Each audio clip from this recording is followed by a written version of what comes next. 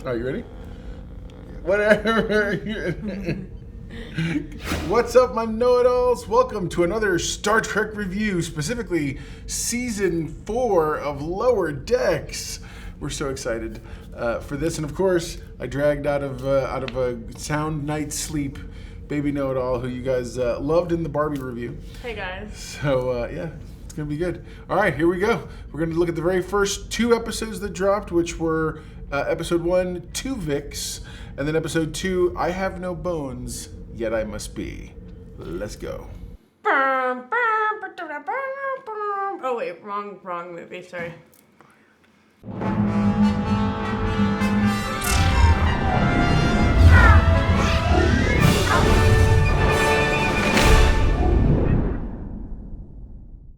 Okay, so I'm not going to really run through these a whole like deep dive. The very first episode is an interesting episode. It brings us to the characters all growing into their roles, specifically when they have to transport the brand new converted museum Voyager. So we get to go on the USS Voyager, and I had to walk her through and explain. It was just an ocean of callbacks. He explained that the Tuvix was a controversial episode or something, back when the Voyager wasn't it a show? Yes. Yeah, back when the Voyager was a show.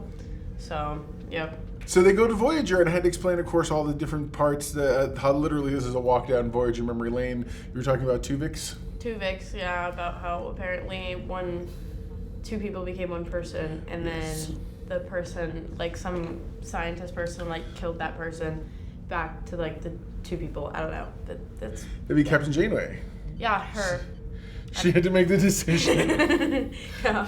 Yeah. No, and so that was sort of a callback to that. Of course, there was this little plan to transport it. And then so in the episode, they have all of a sudden the new Tuvixed people are creating more Tuvixed people. What was the name? It was the mix of the cat doctor and then some guy with a mustache. The chief what's his engineer, face? Phillips. Yeah, Phillips, and it was called Phillips.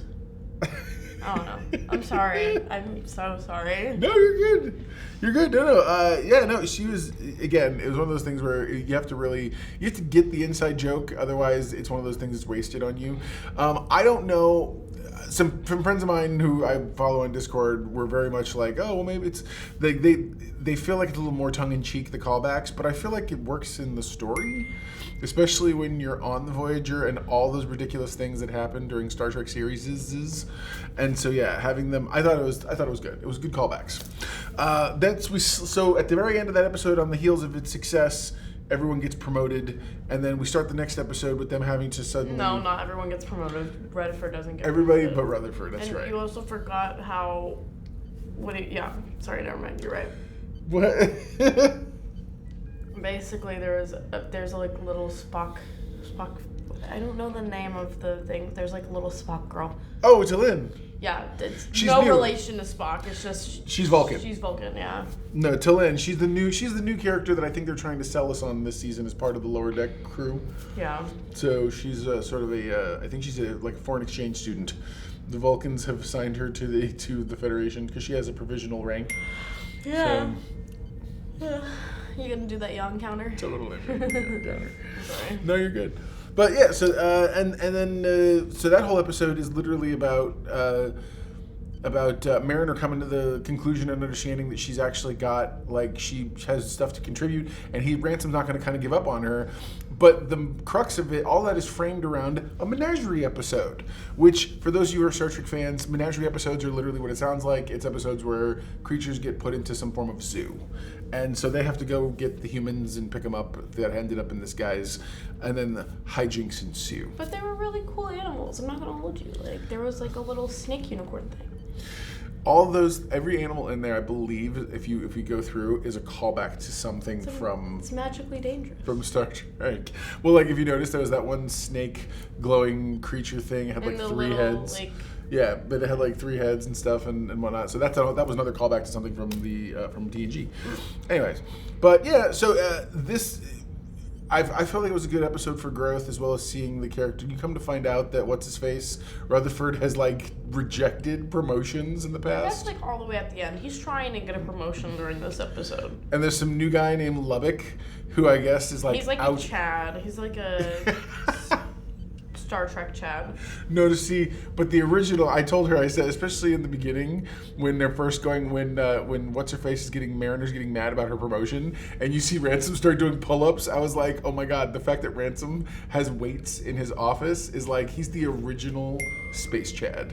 That's Ransom. Yeah. All day. All day. So anyway, but yeah, that. So what are some things? Anything stick out that you really liked? Or The Moopsie. explain the Moopsie.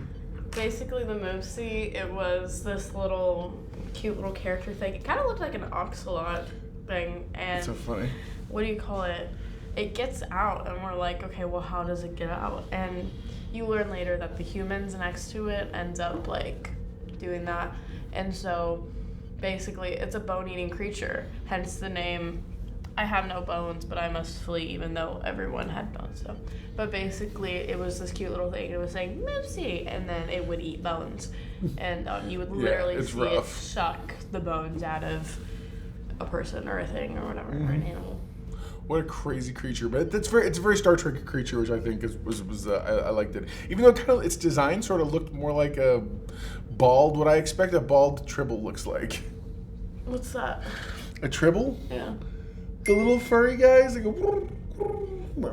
Really? What are you talking about? I'm looking this up, guys. Hold on. Oh my god! I'm so gonna have to show you more. I have failed as a father. I'm going to have to get her Tribble? watched more. I got Mrs. Know-It-All to watch the Tribble episodes. TRIBBLES. I will get her to watch them as well. Oh my gosh. That's so cute. Wait, what do you call it? I had this thing when I was younger. It was like a little colorful like ball of fur, and it had eyes and stuff that locates what it reminds me of. That's awesome. Right on. I think I know exactly what you're talking about too. No, you're good. But yeah, man. So there you go. Now you know. And if knowing's half the battle, you're halfway to being a know-it-all yourself. So what are our know-it-all in this ratings? What did you rate these 2 episodes? Do you want to do them separately, or do you want to do one rating together for the series premiere? Let's do it separately. Okay. So the first episode, Tuvix. What did you rate it? A 7, but like that might hurt your little Star Trek heart because it's like callbacks. No, that's okay. I loved it. I thought it was. I would say 7's fair. Here's the thing. Here we're at season 4. I'm gonna go 7's fair. Hold on. 7 is our collective answer for the first episode.